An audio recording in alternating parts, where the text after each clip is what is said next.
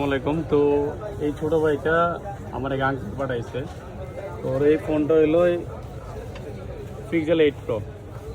এটা display issue হয়েছে, দেখতে পাচ্ছেন। আবার আপনাদের দেখাইতেছি কিন্তু আসতেছে না।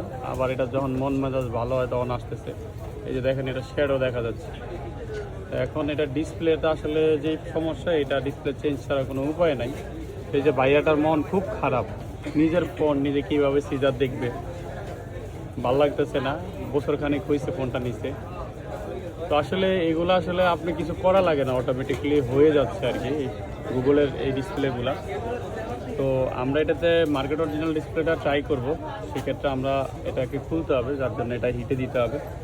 খোলার পরে আমরা আপনাদেরকে দেখাবো যে ডিসপ্লে মার্কেট অরিজিনাল কোয়ালিটিটা কেমন হয় বা কী আসে বিষয়। তো এটার জন্য মন খারাপ করার কিছু না, এই ডিসপ্লেগুলো এমনই হয়ে যায়, নষ্ট হয়ে যায়, এটাতে কিছু করা লাগে না। আর ও এরকমভাবে কিছু ইউজও করে নাই যে এটা নষ্ট হওয়ার কোনো কারণ আছে। তো যারা এই গুগল পিক্সেল ইউজ করেন তারা এইসব নিয়ে ফেড আপ থাকার কিছু নাই। নষ্ট হলে আমাদের শপে চলে আসবেন।